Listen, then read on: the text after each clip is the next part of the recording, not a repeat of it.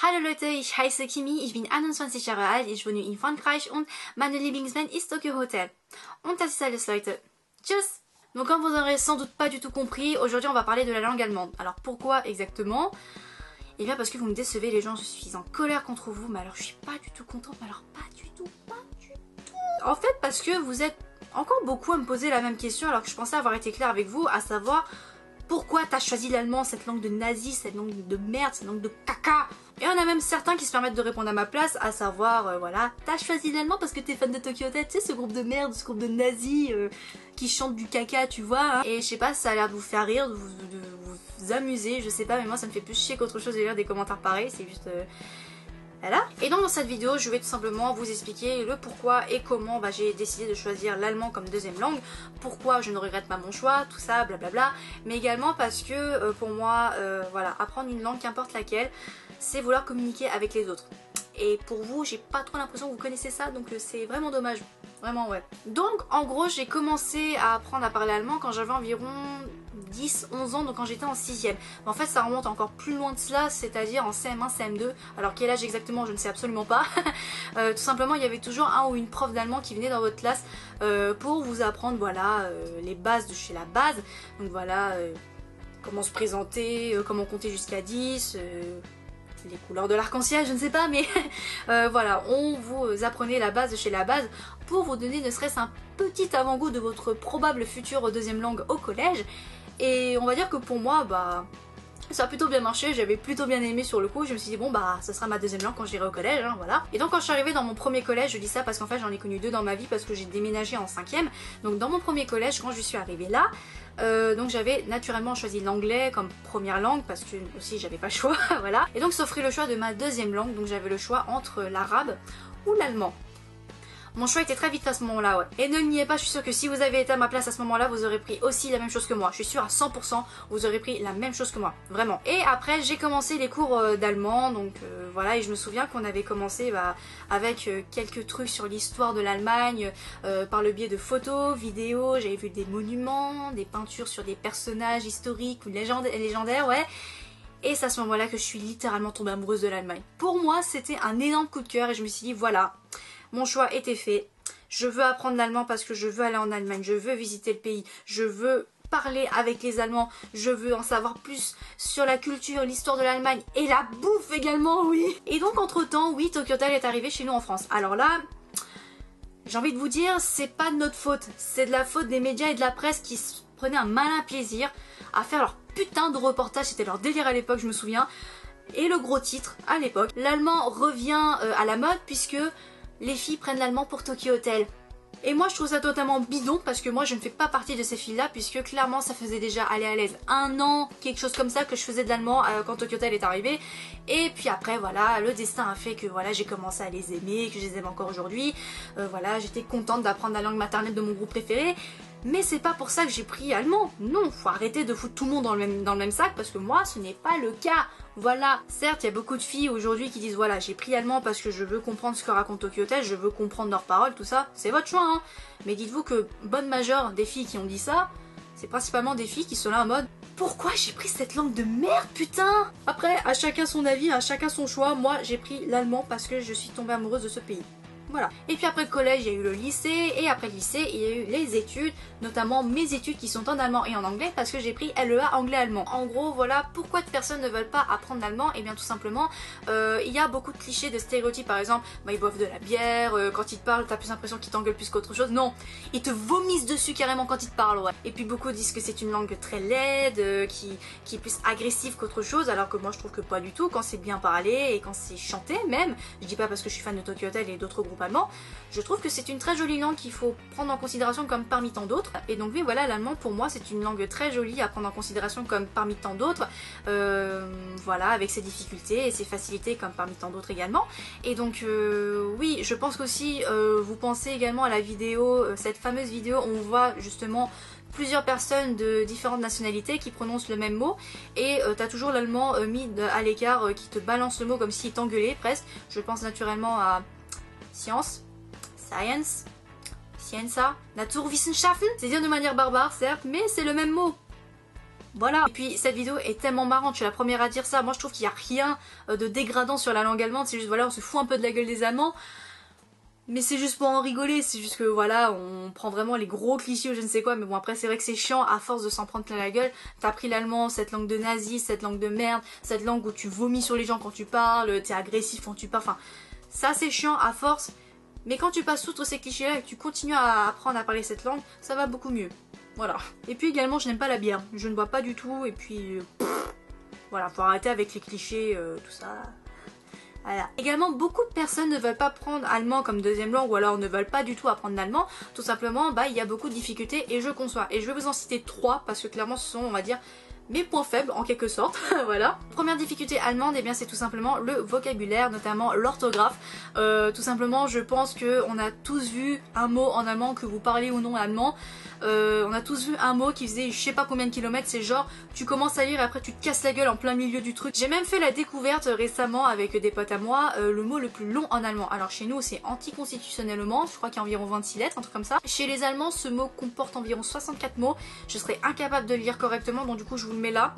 Comme ça vous pourrez voir l'ampleur de ce mot, à quel point il pourrait faire très très peur.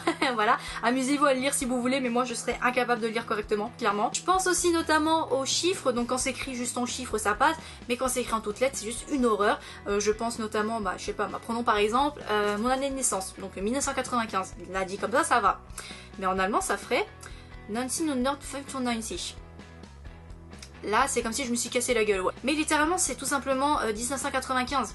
Dit de manière barbarsette, mais littéralement ça veut dire ça. C'est pour ça qu'également Tokyoten ne disent pas Zimmer 483, parce que c'est trop chiant et trop long à dire.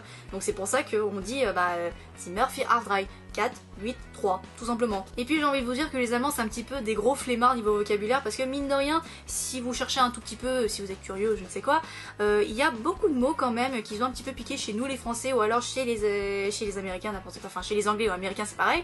Mais en gros, chez nous les Français, je pense notamment à certains verbes, par exemple téléphonieren, réparieren.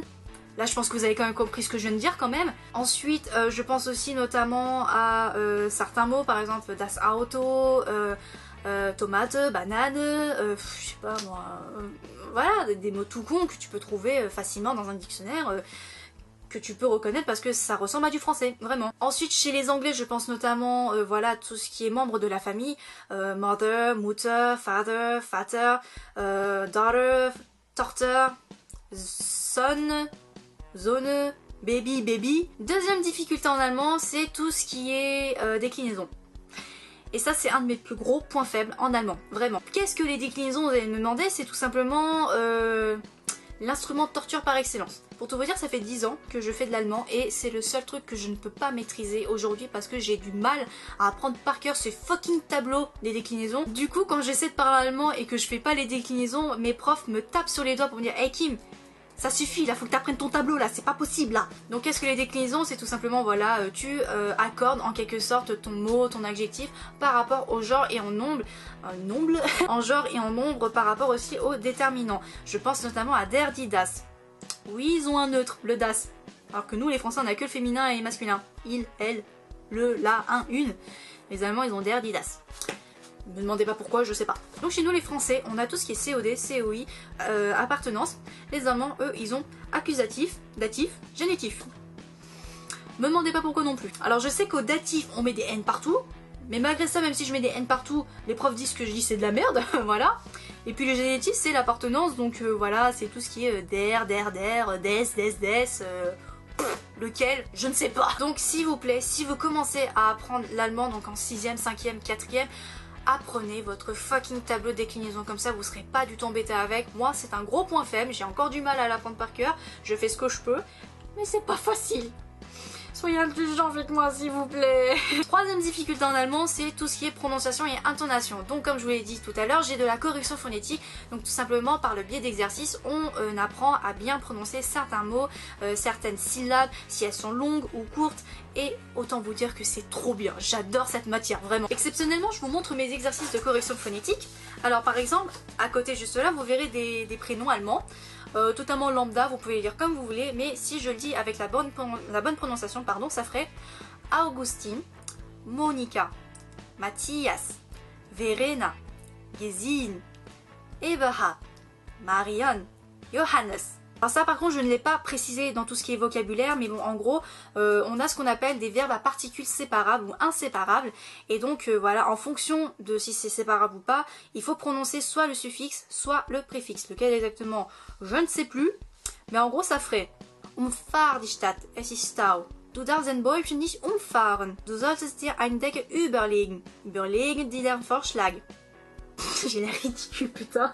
Et récemment, en fait, on a appris qu'il y a certains verbes où il faut prononcer le EN, c'est-à-dire, voilà, la terminaison. Chez nous, en France, on a ER, RI, RE. C'est très chiant, voilà, alors qu'en allemand, c'est très simple, il y a EN partout, voilà. Mais il y a certains EN où il faut prononcer le E et d'autres où il ne faut pas prononcer le E.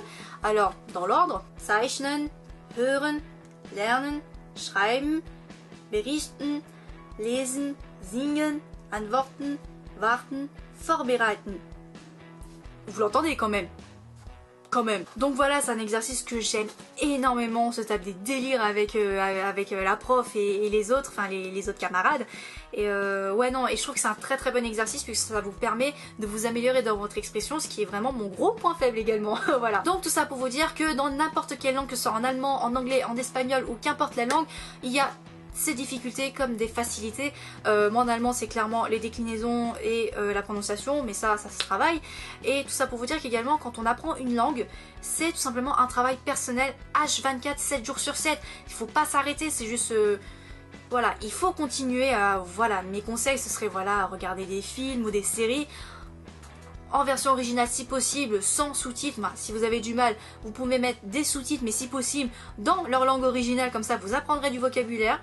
Voilà. Pensez également à lire des articles de presse ou alors des livres ou écouter des musiques allemandes.